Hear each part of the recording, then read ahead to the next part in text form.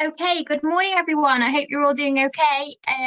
Just to explain to some of you that might not usually know me, we've got lots of tutorial groups in together this morning. So I'm one of the progress coaches, Emma, but some of you will not be my students.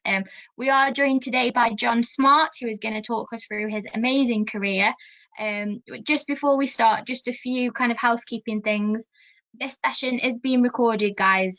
So just so that you know, in case of any internet difficulties or if you lose connection, we'll post them onto Classroom at the end of the week, well, or Monday morning, so you've got access to it. You cannot be seen on your cameras and you're all muted, so please don't worry that you're going to be recorded in any way. Throughout the presentation, please do ask questions, and you can do that through submitting them into the chat box.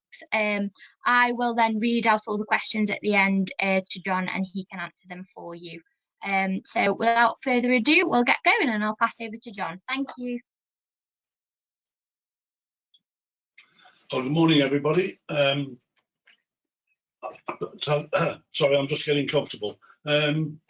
I want to tell you a little bit about my story. I started off a long time ago as a son of a miner, and I lived in a mining village, and I ended up running a big corporation and working internationally. So let's start.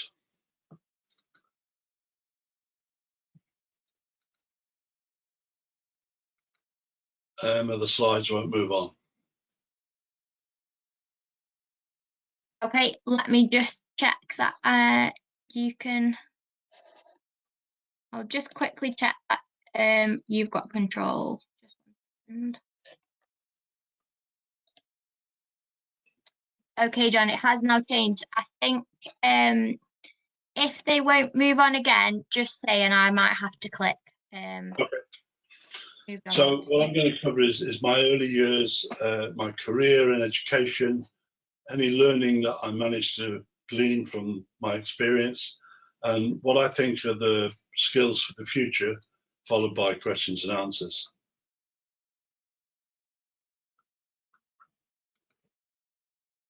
Oh, too far.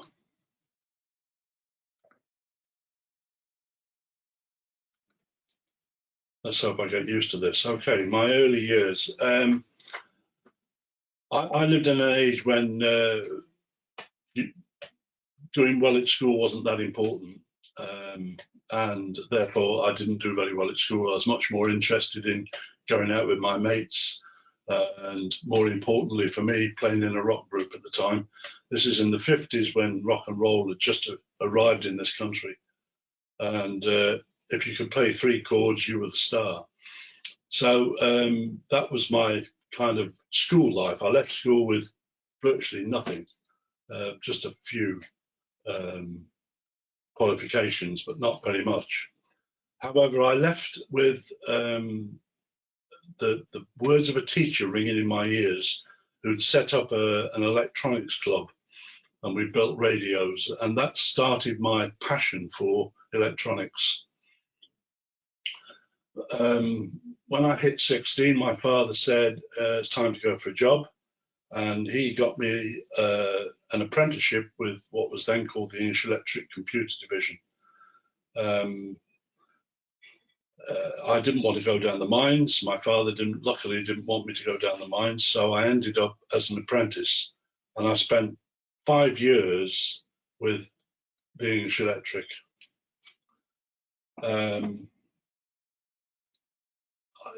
I had to go to college for actually to start with, I went to college for 3 nights a week to prove that I could actually hack it. Eventually they gave me 1 day a week off and 2 nights. I did a qualification called Higher National Certificate, and I also did a City and Guilds in Computing Technology. I left the English Electric when I was 21, mainly because they wanted me to become a manager and I wanted to become an engineer. So I left and joined what was then called Post Office Telecommunications. I joined as an engineer. I did things like outside broadcasts, I worked in transmission systems, and pretty well the whole gambit of telecoms, some of which words you won't even recognise, like telex now.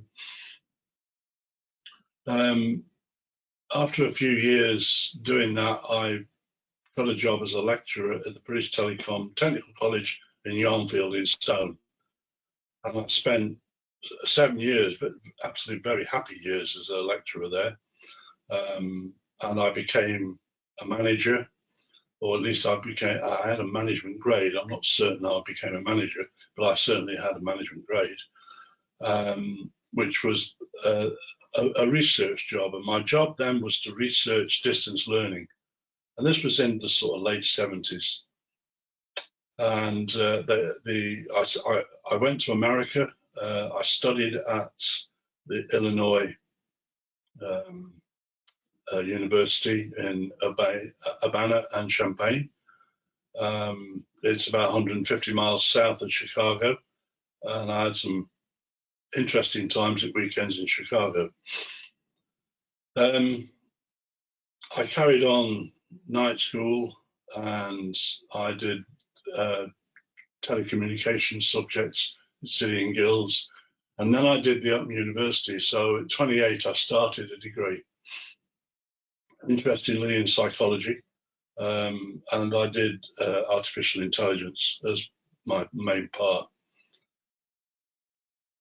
Then I moved on in BT to be a senior manager. I was asked to set up distance learning throughout the company, which I did, and then a thing called total quality management. And I became a divisional board member. Latterly, in sort of 1989, I went back to Yarnfield and Stone as the head of the British Telecom Training College. And during that time, I was also an advisor to the International Telecoms Union and the World Bank, and I was joint head of the Singapore Telecom Academy in Singapore. In 1994, I left British Telecom to set up my own company, which was called Capability Consultants Limited. I've no idea why we called it Capability, because we spelt it wrong anyway. However, it became known, so we didn't change it. I was a consultant for the Atomic Weapons Establishment, Emirates Telecom, Cadbury Schweppes, both in the UK and the United States. And just once I visited Dunedin in New Zealand, which I have a huge plant there. I was an advisor to Cathay Pacific in Hong Kong, and with them I flew all over the world, which is great. We set up a subsidiary company in Hungary in about 1998,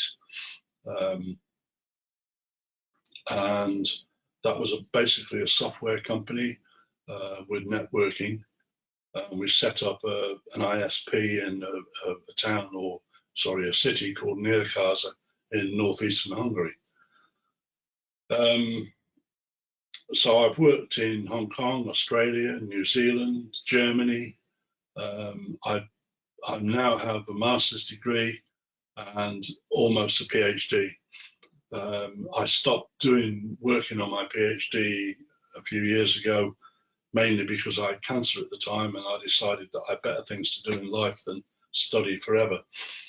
So that was kind of a quick whiz through my career. The learning that I got was, first of all, education's vital. And it might seem obvious to you guys, but certainly at your age, it didn't seem like that to me. But the other thing I learned is it's never too late to learn, and always be open to new learning and ideas. I still do postgrad degrees in all sorts of things. I've just completed one in design thinking at Imperial College in London. The other thing is to be childlike. Don't forget the chat, by the way, to ask questions if you've got any. I'll be happy to answer anything. Be childlike, not childish, but be childlike. Ask the dumb questions. It served me really well to, when I go to board meetings, to ask the dumb question that nobody else wants to ask. The what, the why, the when, the how. Remember, when you were a young child, you were naturally inquisitive. You wanted to know. You used to drive people mad with your questions. You were creative, and it's okay to be and to daydream. I remember at school I used to do a lot of daydreaming, and my rewards for daydreaming was a clip round the head every time the teacher passed by. I think daydreaming is a really, really good way of being creative. The other thing I learned fairly quickly, it's not just hard skills and knowledge that people at the top of the tree have. They have something called, or what's nowadays called, high emotional intelligence. Basically getting on with people and being able to be empathetic with people, put yourself into their shoes, and always be positive and open to challenging the status quo. Not enough people in this world challenge the status quo. So what happens is things carry on as they always were. Things ought to be different. And finally, well, not finally, because there's loads of other learning as well, but make sure you're having fun. What I discovered is when I was enjoying my job and I was having fun, I did really well at it. When I wasn't enjoying it, I didn't do well at it. It might seem obvious, but most people don't seem to understand that. If you're excited by what you're doing, you will always be creative. And being creative is a key skill, a really, really key skill. And as I've discovered, as you get older, you start to be less and less creative. I don't know why that is, but that seems to be the case. So skills for the here and now. Originally I said for the future, but in the sort of research I've been doing, what I've discovered is the future is now. So key skills, I think, are critical thinking, complex problem solving, design thinking, and decision making. They're really, really key thinking skills. Being able to think in a world that's changing radically. For example, we have no idea what is going to be invented in 4 or 5 years' time. We don't know what it'll even look like now. So being able to be versatile, quick thinking is really important. Digital is important. Artificial intelligence is, I'm sure you all know this well. Machine learning, man-machine interfaces, 5G, now 6G, satellite networks. I'm sure you know about the thousands of satellites that Elon Musk is planning to put around the globe to give everybody access to the internet. An understanding of data, managing data, understanding data, and underpinning that is mathematics. So knowing and understanding maths and the patterns that maths gives you is really, really important. Creativity. I've banged on about this, but I'll carry on because it's important. Novel ideas, making connections. The making connections business was probably the most important bit of my career. Networking, making connections with people, making connections between things, seeing two different ideas and putting them together and making a new idea, making it novel, asking questions, being inquisitive, making conversations, experimenting. Don't be frightened of trying. And more importantly, don't be frightened of failing. In my businesses, in all of my companies, I've always encouraged people to fail, because if you're not failing, you're not stretching yourself.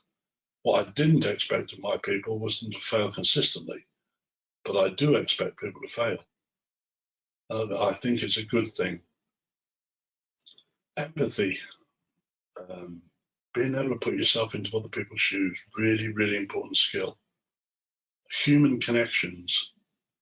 We are humans, and that's what's going to differentiate us in the future in terms of our jobs and our skills. Artificial intelligence will do most of the skills in the future, I believe. Things like lawyers, and that kind of role, I think, will largely be undertaken by AI. Accountants will be another good example of that. Sorry, accountants, but I do think those jobs will slowly disappear. For example, big companies used to employ literally hundreds of contract lawyers. Nowadays, they rarely employ a contract lawyer. It's mostly done by AI. Listening skills, communication skills in general are really, really important. Being cooperative. This is not a race for the end. This is, we on our own can't win anything. We have to have a team of people. We need to cooperate with each other. Big companies, despite what you hear, actually do a lot of cooperation. To be customer focused, I mean, it's a hackneyed phrase, but to be really focused on what the customer wants or needs. There's a huge difference between wants and needs. However, in our society, people need what they want. And I think, you know, many of us businesses need to understand that. Well, I've left a load of time for questions, but I'm kind of hoping you've got plenty to drive me forward. So let's go for those.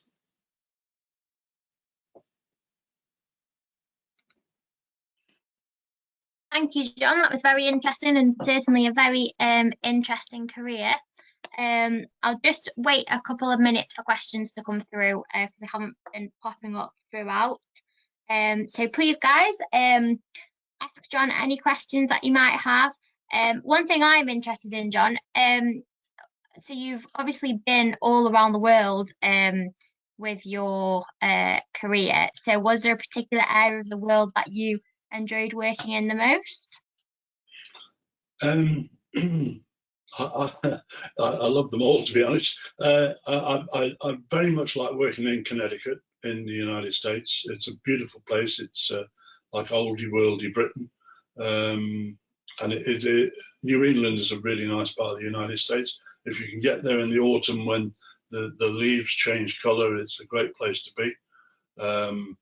Working in America is always stimulating. Americans are very positive people, and it's a stimulating environment. I liked Hong Kong. Hong Kong again is very entrepreneurial, really entrepreneurial. It was an exciting place to be. Australia, I think the Aussies are probably the nicest people in the world. It's a great place to be. The weather's too hot for me, but then that's just me. Where else? Interestingly, I quite enjoyed Alaska, but I was only there in the summer, so I'm not sure I'd enjoy it in the winter. But I did enjoy Alaska. But I think the most important thing is the people. I think I enjoyed meeting all these different people, different cultures. So yeah. Okay, thank you. Okay, so we've had some questions in.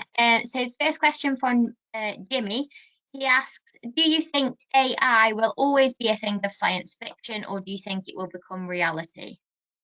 I don't think it will become reality. I think it is reality. I think certainly machine learning is a big part of big business right now. So yes, I do. I think if you're in that field or interested in being in that field, that's a really good place to be. But also a really good place to be, because AI, I think, will take over most of the high-level jobs. I think a good place to be is into the human interaction jobs that deal with people. because human beings like to be with human beings. There's no doubt about that. And this lockdown's proved that beyond any doubt in my mind. I hate the fact that I can't be with people. It's not good. So yes, I think AI is with us now, not likely to be in the future. It is the future. Okay, thank you. Next question from Harry. What are the key aspects of running a larger business? That's a really good question, that is, Harry. I think, well, there's two aspects to this. One is the hard side of business, and that's you've got to be prepared to make the hard decisions. And some decisions are hard. You don't really want to make them, but you have to make them. The other hard part of the company is what's called cash flow. It's the key indicator of your company, because you can have billions of pounds worth of orders, but if you haven't got enough cash in the bank to pay the bill tomorrow, you can go bankrupt. So keeping your eyes on cash flow is also vital. On the soft side of the business, understanding the people, understanding that they are people, and making absolutely certain that you provide facilities that encourage people to work for you. And that can be all sorts of things, but mainly it's about culture, I think. A lot of people work with our company because we were really interested in making sure that we didn't add to the carbon footprints in our company, and do our best to reduce that. And we were doing that fairly early on. So I think a lot of people who wanted to work for us at the time was around that sort of area. So it's about being a good citizen, not just a good company. Okay, thank you. So next question from Trinity. What is it like to go to university and learn things at a later time? Do you think you would have preferred to do it all when you were younger so you can get more experience? That's a really hard question, because I've thought about this long and hard. Would I have got where I had I gone to university earlier? And I don't know is the honest answer to that. What did I find difficult about studying later? When I was doing my master's degree, particularly, every single student was about 30 years younger than me. And what I found really hard was running around the campus after them, trying to keep up. Although they were very kind to me and tend to look after me. So I think I was braver than I would have been at your sort of age. I think at your age, I wasn't brave enough to ask the dumb question. Now I don't care. And I think that was a significant difference between me and the other students. I was always asking dumb questions. And that comes with age, I guess. I really enjoyed doing my masters. I didn't think I would. In fact, when I first started, I didn't even know why I was doing it. But during my first semester, I absolutely had a ball. So I can't really answer the question. I think it's a good time to learn anytime. Okay, thank you. Next question is from Sarah. She asks, how did learning through the Open University differ from a school environment? Well, in many ways, because it was online, and you had a summer school once a year, but not every course had the summer school. So sometimes you met with other students, sometimes you didn't. In the earlier courses, you had maybe a session with a tutor once a month. So that was very different from being at university. Sorry, a normal university. I really liked their materials. They were really well designed materials. It It was good to learn at your own pace. I didn't feel constrained by a particular timetable. So yeah, I think possibly of choice. If I was a young person, I would have gone to university, not because of I think I would have learnt more or the training or learning would have been different, but because I'd have enjoyed the social interaction. And that's the bit I didn't get. I didn't have the university experience that you guys are going to have. And all of my children and grandchildren have had that experience. And I know that I've missed that. My plea to you is if you have the opportunity to go to university, you go. It's a great existence. It's a great time. You don't just learn about whatever you want to learn about, you also learn about you and you learn about how you interact with other people. A really key skill. Okay, thank you. Next question is from Oliver. He says, have you heard of Neuralink?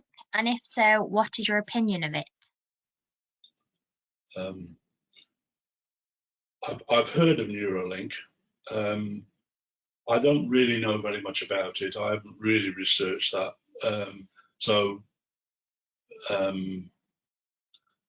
I think direct interface between the brain and a machine, which is what Neuralink is possibly a future. It's not one that I relish, but then I'm pretty old-fashioned, so maybe that's what it is. I would worry about that. It feels a bit like cyborgs. However, that's as much as I can say on that, really. Okay, thank you. Next question from Katie. During your studies, can you tell us of a time when you felt you became disengaged or demotivated and how you overcame this to become successful? Sounds like a job interview, that one does. That's the sort of question I ask on interviews. When I became demotivated. I mean, that's an interesting question. I don't ever remember. Well, I suppose the only time that I've ever felt like giving up and demotivated was when I actually got cancer, and I couldn't see any point in studying. I mean, in recent years, I've gone back to studying, so I don't really think things demotivate me that much. I'm a pretty positive person. So I can't really think of any time that I got that demotivated that I wanted to give up or move on or even have to remotivate myself.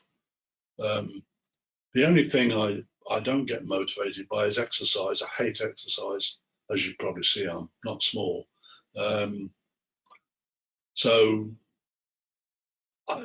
everything else motivates me. I think I'm pretty well motivated person. Okay, thank you. I like making money. Not nowadays because I'm pretty well retired, but I used to be highly motivated by making money. Yes. Okay, great. Katie's also asked a follow-up question. Have you found managing your studies, how have you found managing your studies as well as a busy full-time job? Sorry, I missed the first part.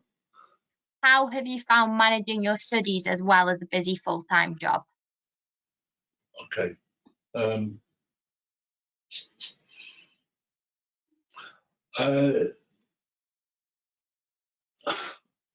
I've managed it. Is the obvious answer because I've done it. How have I found it? Well, I suppose yes. It isn't whether I found it okay. It's who suffered as a result of it. Obviously, I didn't see so much of my children as I should have done. I've tried to make up for that with my grandchildren, but even that I don't see as much as I would like or should have done. So I think other people suffer because of my ambition. I don't think I suffered at all. I think I absolutely enjoyed running the businesses. I absolutely enjoyed studying. So As I think I said earlier on, if you're enjoying it, it's good, you know, and you don't notice the time passing by. I don't mind working 18, 19 hours a day, 7 days a week. I find it exhilarating.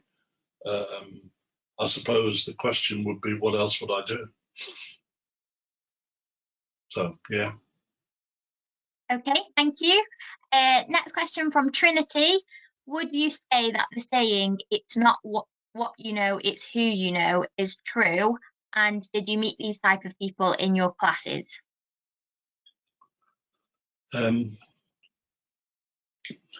think the not what you know is who you know is partially true, which is why networking is so important.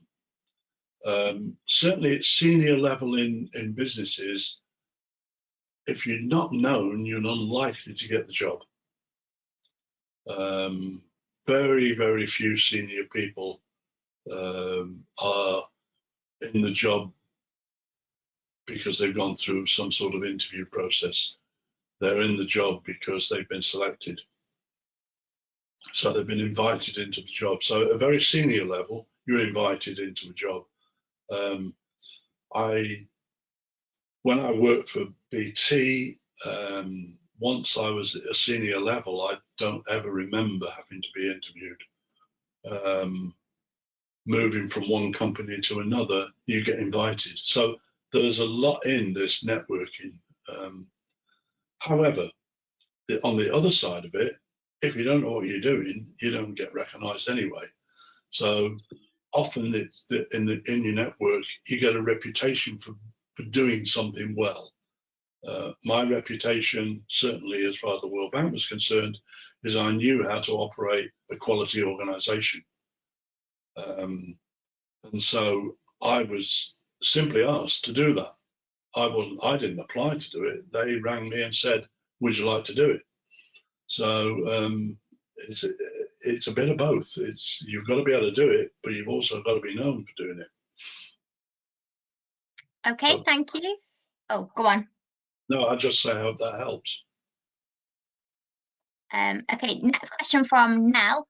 What more are you aiming to achieve? I'd like to live till I'm 100, like Captain Tom Moore. I think what else I'd like to achieve? When I'm able to, I'd like to carry on traveling. I love travel. I love going around the world. So I'd like to continue that. I enjoy charity work that I do. I'm a trustee of the Sixth Form College, of the Potteries Education Trust. I advise businesses freely now. I have a number of businesses that I help just for fun. I'm a non-exec director of a few. What else do I want to achieve? I think I've been working on a project which is using artificial intelligence to manage the learning process. And I would like to progress that if I can, assuming I get the energy and also the interest. So I want to pursue that. I've written the algorithms. I would now like somebody to pick them up. So I'm talking to IBM and people like that.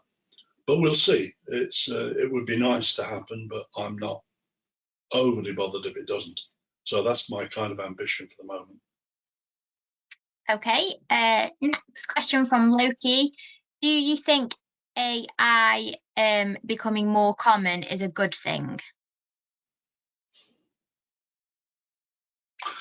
It's an interesting question, Lucy. Is it a good thing? Well, I think it's benign, to be honest. I think it will be a good thing if we make it a good thing. It will be an evil thing if we make it an evil thing. I think it's down to us. I think the ability to be able to use computational methods to improve our life is a good thing in general, but on the other hand, it can be used for wicked and awful things as well. But that's down to us. That's the human condition, not the AI's condition. So it's down to us to make sure that we use it appropriately. It is in itself benign. Okay, bit of a follow-up question from Ed, also relating to AI. Do you think that this will allow workers to be paid the same for much less hours, meaning more free time, or will people just be paid less?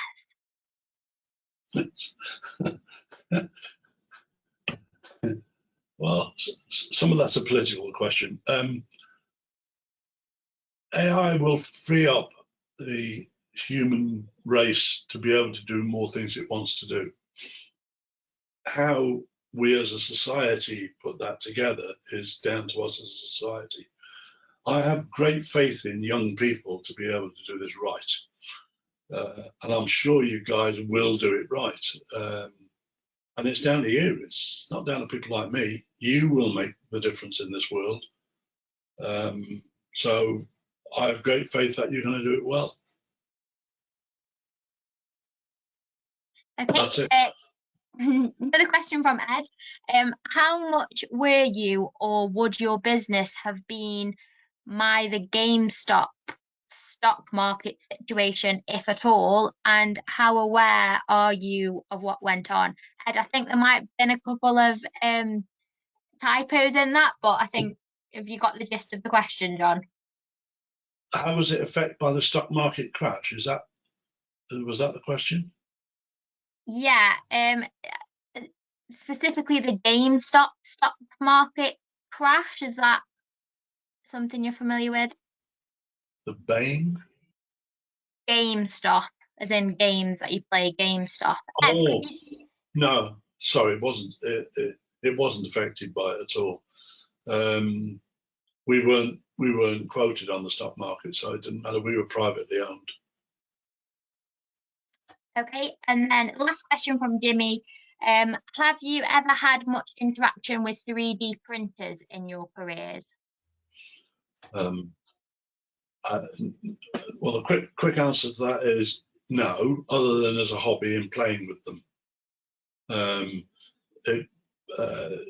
3D print by the time I moved on from my companies, 3D printing was just about coming out. And since then I have played with them, but that's just for fun, not part of the business at all. The only thing that we did was we created a wireframe shopping mall in 1996 as an experiment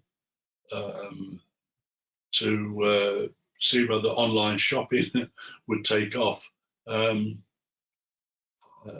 And we took that to Tesco, who said it wouldn't. So that never actually happened, even though we'd invested a lot of money in it.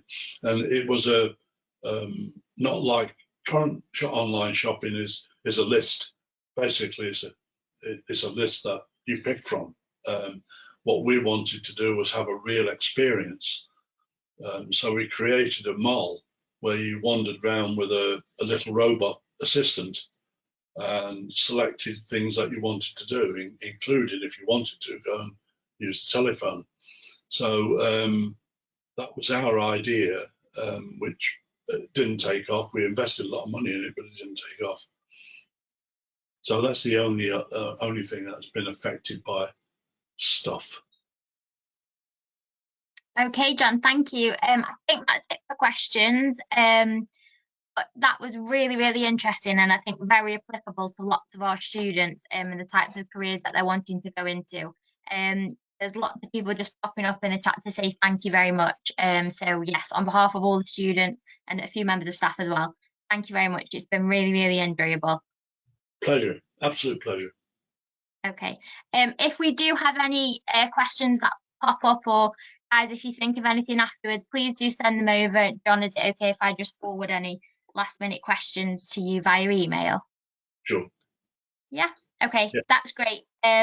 Just to let you know, everybody, your registers won't be done probably until this afternoon, so don't worry if you haven't received a mark yet for tutorial. But that's it. I'll let you all get signed off. Thank you very much. And John, I'll see you for this afternoon session at 1 o'clock. Okay. Okay, see you one. All Yeah. right. See you shortly. Bye. Bye. Bye-bye.